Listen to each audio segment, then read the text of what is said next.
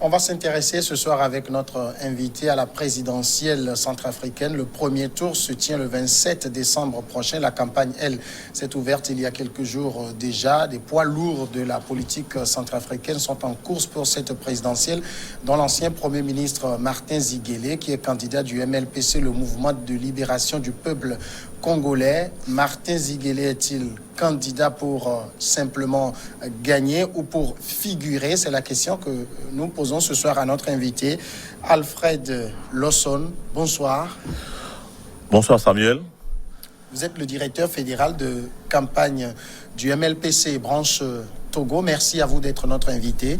Merci à vous Samuel de m'avoir invité aussi. Je voudrais, avant qu'on parle de Martin Ziguélé, de son programme de société et de ce qu'il fera pour la Centrafrique s'il est élu, qu'on s'intéresse à la situation sécuritaire en Centrafrique. À l'heure où nous sommes en train de parler, la campagne qui s'est ouverte est fortement perturbée. Est-ce que vous nourrissez des craintes par rapport à la tenue sereine de cette campagne et de la présidentielle? Oui, avant d'abonder sur cette question, je voudrais faire une petite rectificative. C'est le mouvement de libération du peuple centrafricain et non le mouvement de libération du peuple congolais. Ah oui, ce sont deux pays frères et frontaliers, mais ce n'est pas la même chose. Oui. Concernant la situation sécuritaire, franchement, c'est inquiétant. Parce que, vous savez, pour tout démocrate qui estime arriver au pouvoir par les urnes, ce genre de situation nous laisse vraiment perplexes. Parce que c'est inquiétant de voir nos confrères, nos concitoyens, nos militants, nos votants mourir. C'est pas évident que l'on soit serein en ce genre de circonstances. Mais nous sommes confiants avec l'arrivée de nos partenaires russes et rwandais ces derniers jours, qui ont essayé, pour la plupart, d'apporter leur pierre avec la MINUSCA, qui essaie de faire le maximum pour amener la paix ou bien la tranquillité et pour que ces élections aient lieu. Et nous osons et nous croyons, pour nous au MLPC, que ces élections vont avoir lieu et qu'on gagnera. Justement, ça contredit ce que disent certains candidats de l'opposition qui demandent simplement un report de la présidentielle en raison de la situation sécuritaire. Vous savez, chacun voit les choses de son côté. La République centrafricaine est un grand pays où actuellement plusieurs parties du territoire est occupée par les rebelles. Oui. Si certains estiment pour leur part que la sécurité n'y est pas, c'est légitime. On ne peut pas les obliger à voir les choses autrement. Mais nous sommes toujours confiants, nous avons confiance à notre armée, nous avons confiance à nos partenaires, nous avons confiance à la MINUSCA, qui feront le nécessaire que le moment venu, on pourra aller à ces élections. C'est notamment ce que dit Nicolas Tiangaye, qui pense qu'on ne peut pas, il dit clairement, je le cite, que je ne vois pas comment on peut faire des élections, ces élections-là. Maître Nicolas Tiangaye, c'est un ancien Premier ministre. Oui. Il est le président d'un des partis de l'opposition, membre du Code 2020. Et je pense peut-être qu'à son niveau, il a des éléments qui lui permettent d'affirmer certaines choses que moi, je ne détiens pas. Et je ne m'aventurerai pas sur ce terrain pour en parler, parce que nous, au MLPC, nous allons à ces élections. Et nous allons à ces élections pour les gagner. Et nous souhaiterons que ces élections se passent dans le calme et dans la quiétude, afin que tous les Centrafricains puissent s'exprimer librement et choisir leurs dirigeants. Est-ce que le MLPC n'est pas un peu obnubilé par la quête du pouvoir au point d'oublier la situation sécuritaire? Nous sommes des républicains. Aujourd'hui, la Constitution centrafricaine, votée en 2016, nous demande d'aller aux élections le 27 décembre. Jusqu'à peu de contraire, ou bien jusqu'à cas de force majeure, il n'y a rien qui peut, là maintenant, me demander de reporter ces élections. Il y a une situation sécuritaire tendue depuis hier, en tout cas, en Centrafrique. La situation sécuritaire... Au point où le Rwanda et la Russie ont envoyé des troupes... Monsieur Samuel, la situation sécuritaire en Centrafrique, ça ne date pas d'aujourd'hui. Oui. Vous savez, c'est ce que le président Martin Ziguélé a toujours martelé depuis un moment. Nous nous sommes battus pour que l'accord de Khartoum, qui a été signé en février 2019, soit appliqué. C'est pour ce genre de choses. Oui. Vous savez, l'accord de Khartoum en lui-même, excusez-moi, a des clauses et a des avantages et des obligations. Une partie de l'annexe de cet accord demandait à ce que tous les groupes armés puissent être désarmés ou bien déposer les armes 90 jours après cet accord-là. Mais cela n'a pas été fait.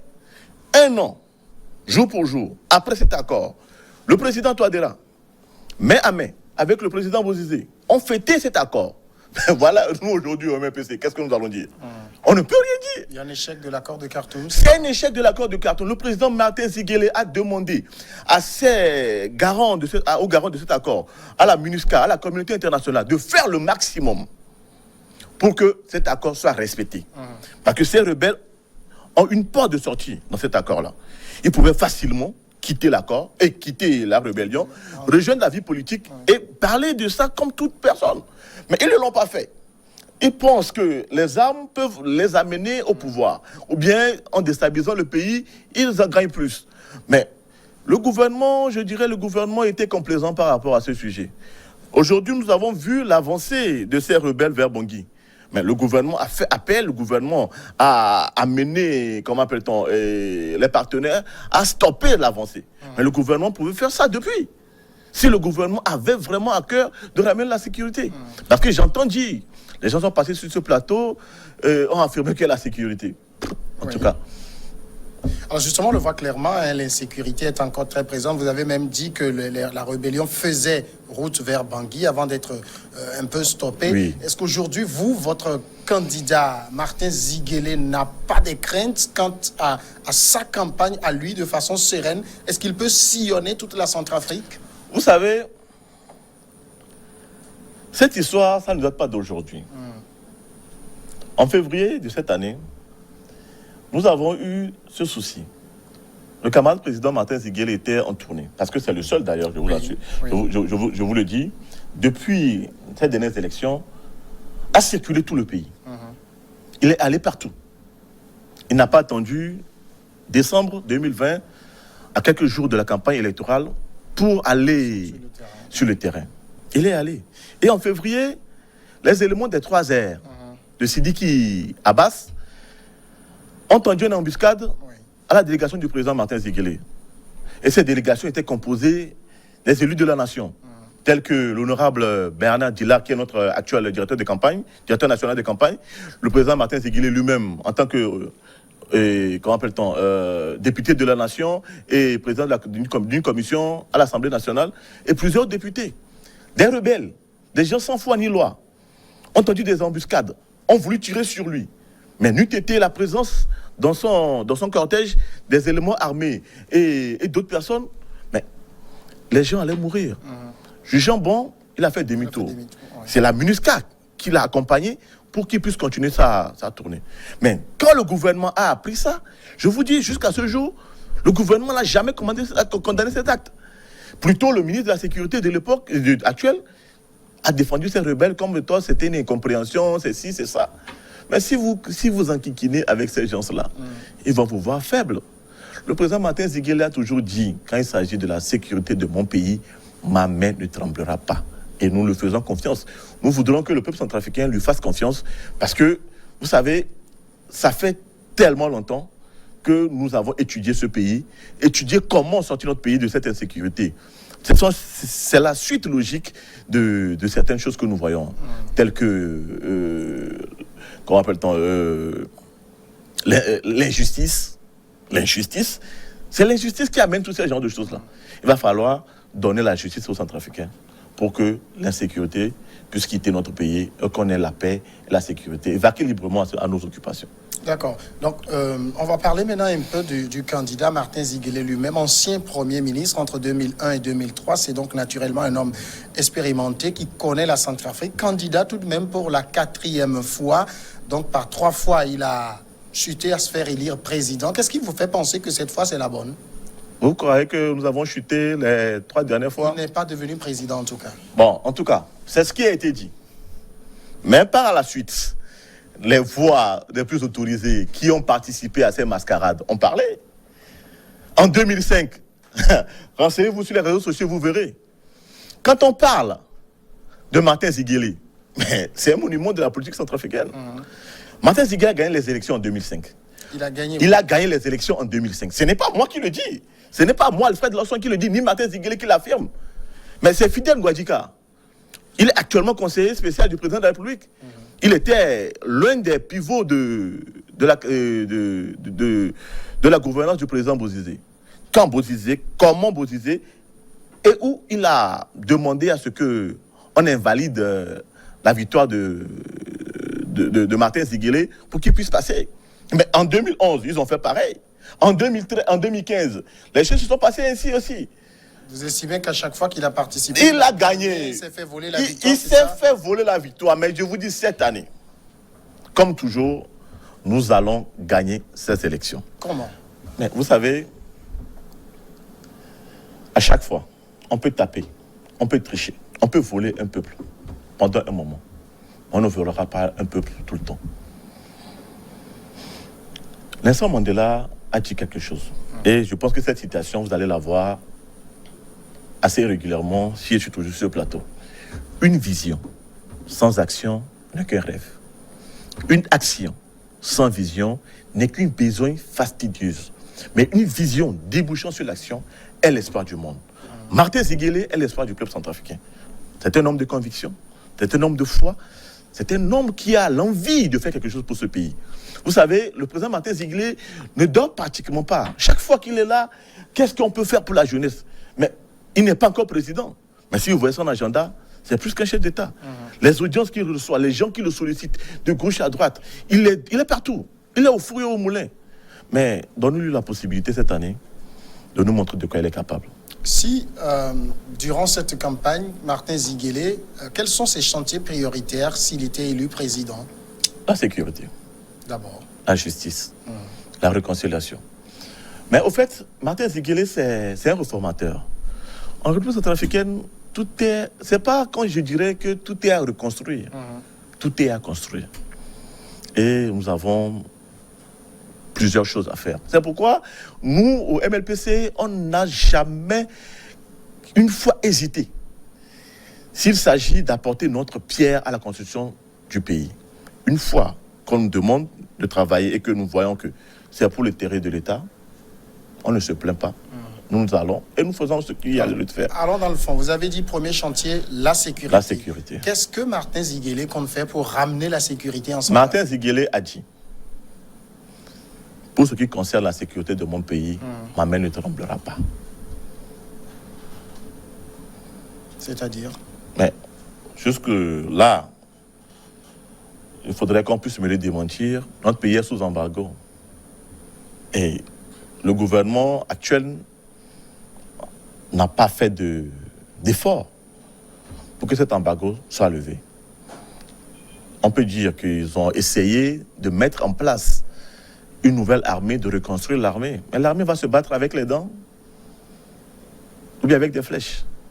L'armée a besoin d'armes pour se battre. Et toutes les embargos levés partiellement, ce n'est pas le fruit du gouvernement. Mais que le gouvernement nous présente un document en bonne et due forme, présenté aux Nations Unies, qui demande à ce que l'embargo soit levé sur les places centrafricaines. Il n'y en a pas. C'est la MINUSCA qui fait des constats et qui dit, ah, tel que les choses se passent, il serait souhaitable qu'on puisse faire ci, on puisse faire ça, on puisse faire ça. Et c'est la MINUSCA qui a toujours demandé. Le gouvernement actuel, je ne sais pas si c'est une crainte ou bien une peur, mais n'a jamais pris cette initiative-là de solliciter la levée totale de l'embargo. Mais par rapport à ça, est-ce que Martin Ziguélé a la panacée? Vous savez, nous sommes en diplomatie et ce genre de choses nécessitent beaucoup de finesse et d'adresse. Il faut oser. Quand vous avez la possibilité de faire quelque chose, c'est que vous en avez la volonté. Et quand on a la volonté, rien ne peut nous arrêter. Martin Ziguélé, candidat, c'était un ancien Premier ministre. Oui. Et en dehors de ça, il s'est vraiment intéressé au cas des Centrafricains. Il voit comment les Centrafricains sont tués matin, midi, soir. Mais il ne peut pas demander à ce que quelqu'un vote pour lui une fois qu'il s'assied dans le fauteuil et qu'il oublie ces gens-là. Il reviendra demander à ces gens-là d'autres choses après. Mais s'ils sont morts, qui va venir voter pour lui une prochaine fois?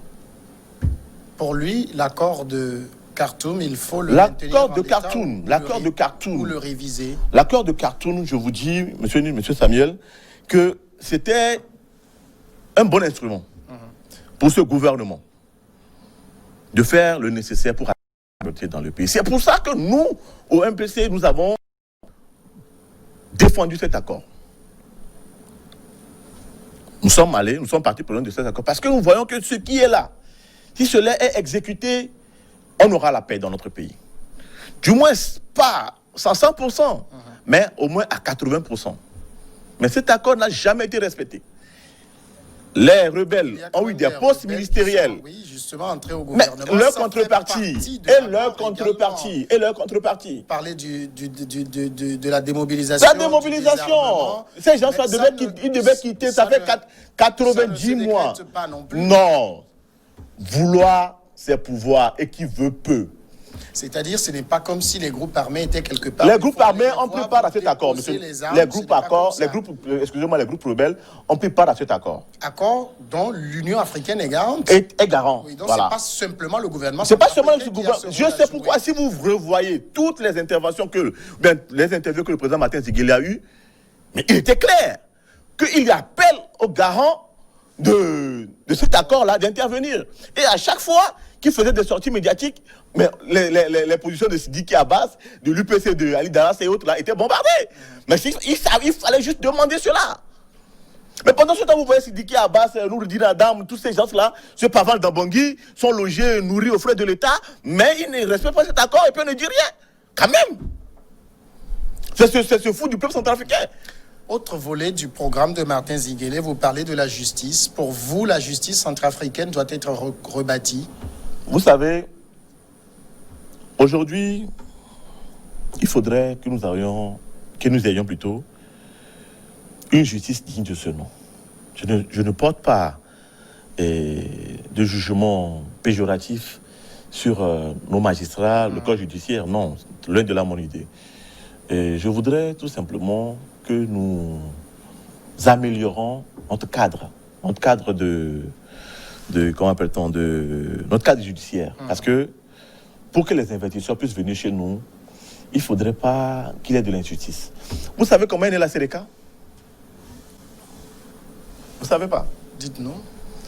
La Seleka, je vous dirais que la Seleka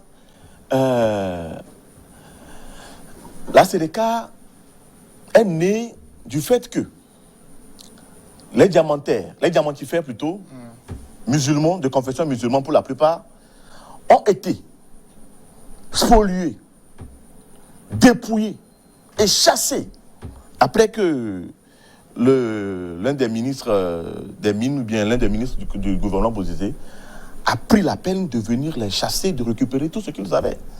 C'est comme ça qu'ils ont décidé de se venger du candidat François Bozizé et du président François Bozizé.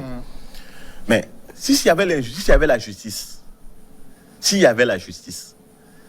ces gens-là allaient porter l'affaire là devant les tribunaux et demander à ce que réparation leur soit faite. Mais du moment où il n'y a pas cette possibilité qu'un citoyen qui se sente lésé puisse rester devant la justice, mais les gens vont aller prendre les armes, comme quoi nous allons nous défendre nous-mêmes. Il est temps que le Centrafricain soit fier d'être Centrafricain. Troisième axe de son programme, vous l'avez dit, c'est la réconciliation. Martin Ziguélé a dit sur un média, je vais réconcilier les Centrafricains. A-t-il une baguette magique? Non. Il a juste une volonté. Il a juste le courage. Comment va-t-il procéder? Vous savez, la division est profonde aujourd'hui. Avez entre chrétiens et musulmans, parfois ça ne se parle pas. Non, laissez. Anti-Balaka, Séléka et tous ces 14 laissez ce que les gens... Le mal centrafricain est très profond. Quelle est la recette de Martin Ziguélé? Mon cher ami, le mal centrafricain est certes profond pour certains, mais pas pour les Centrafricains. Moi, j'ai toujours foi. Si vous voyez le Rwanda aujourd'hui, qui nous dit que le Rwanda sera donné en exemple sur plusieurs fronts? Personne. C'est juste une sorte de volonté. Le président Martin Ziguélé est un homme de consensus. Il a toujours accepté tous ses collègues de l'opposition. Il n'est pas renfermé, il n'est pas refermé sur lui-même. Il est ouvert à tous. Il est ouvert à tous. C'est un homme de principe. C'est un ancien séminariste, hein, vous savez. Il marche dans la crainte de Dieu. Et les musulmans, dans l'arrière-pays, les gens qui nous votent le plus sont des musulmans. Comment est-ce qu'on ne peut pas faire la paix? Le problème, c'est les cas anti-Balaka. Mais aujourd'hui, quand vous dites ça, les Sénégalais et les anti-Balaka ne se sont pas encore une fois coalisés ou bien se sont réunis pour aller attaquer Bangui actuellement. Il y a un communiqué qu'ils viennent de faire paraître, où les anti-Balaka et les Sénégalais sont ensemble pour aller déloger Touadéra. Est-ce qu'il y a un problème entre chrétiens et musulmans? Dites-moi. Est-ce que là, on peut dire qu'il y a un problème entre chrétiens et musulmans? Moi, je ne crois pas. La seule chose que je vois, c'est qu'il y a un manque de volonté et surtout de courage politique. Donc, pour vous, le président Faustin Archange Touadéra a complètement échoué? Il a échoué. C'est le seul mot. Il a échoué. Il est temps qu'il passe la main. Mais les sondages le placent vainqueur. Les sondages ont placé Hillary Clinton vainqueur des élections présidentielles. Mais c'est Donald Trump qui a gagné. Ça n'a pas empêché de dire le contraire. Les sondages ont toujours donné des... Les sondages, ce sont les hommes qui le font. Ils le font à leur manière. Et aujourd'hui, sur le terrain, dans l'opposition, c'est Anissé Georges Dologuélé, par exemple, qui a reçu le soutien de François Bozizé et non Martin Ziguélé. Vous savez, le KNK a soutenu l'URCA de Martin et de Anissé Georges Dologuélé en 2015. Ça ne les a pas empêchés de perdre les élections. C'est pas aujourd'hui que ça va changer. Le MLPC également avait perdu. Le MLPC avait perdu. On a apporté la preuve des malversations qui ont eu lieu. Jusqu'à n'a pas été suivi. Bon, aujourd'hui, on a perdu 3 élections, bien qu'on les a gagnées. On a appris la leçon et nous souhaiterons que cette année, que les choses se passent pour le mieux. Parce que nous sommes confiants et nous sommes sûrs de notre électorat. Vous savez, le MLPC est un parti vieux de 42 ans. Et nous sommes le plus vieux parti centrafricain encore en activité. En février prochain, nous allons avoir 42 ans. Nous avons eu beaucoup de choses à traverser. Tous ces gens que vous voyez, Bozizé, Dologuélé, sont passés par le MLPC. Le MLPC, c'est un parti national, en fait. Donc si aujourd'hui, les gens sentent que nous sommes prêts, ils se battront avec nous. Est-ce que vous avez confiance dans l'autorité nationale des élections? Vous savez, nous sommes des démocrates et des légalistes. C'est eux qui organisent les élections. Mais ce sont des hommes qui sont là-bas. Nous souhaiterons qu'ils fassent leur maximum pour que les élections soient crédibles. Je ne peux pas leur donner une carte blanche. Il y a des craintes. Il y a des craintes. Lesquelles? Mais la lenteur administrative, tout ce que vous constatez là actuellement, jusqu'à aujourd'hui, les cartes électorales ne sont pas encore distribuées dans tout le pays. Le fichier électoral définitif n'est pas encore disponible là où nous sommes. C'est ce que j'appelle d'un manque de courage, parce qu'il va falloir que nous allons vite à certaines choses. Il n'y a pas de sérieux dans certaines choses. Mais vous acceptez quand même aller à ces élections? Non, en le disant ainsi, c'est pas que je suis en train de jeter l'anathème sur l'ANE. Ce sont des hommes qui font l'ANE. Et que ces hommes-là, ils ont prêté serment de respecter les lois et de faire l'impartialité. Et qu'ils soient impartiaux et on verra. Et quelle garantie de transparence vous avez aujourd'hui? Qu'est-ce qui vous porte à croire que si c'est Martin Ziguélé qui a effectivement remporté le suffrage dans les urnes, il sera déclaré vainqueur? Le moment venu, vous en saurez plus. C'est-à-dire? Quand le moment sera là, si notre victoire... Nous l'avons déjà dit, par 3 fois, vous avez raté le coche, vous avez dit avoir gagné et n'avez pas pu avoir la victoire. Par 3 fois. Cette fois-ci, qu'est-ce qui vous porte à croire que c'est la Vous le dites par 3 fois, monsieur Samuel. C'est vous qui l'avez dit, je ne fais que reprendre vos mots. Vous me répétez, par 3 fois déjà. Oui. Cela suppose que nous avons vu des choses, nous avons vu des failles, que nous avons essayé de commalter. Et cette fois-ci, on ne va pas sur un plateau de télévision dire devant tout le monde ce que nous avons dans notre gibecière pour obliger les gens à dire la vérité des yeux.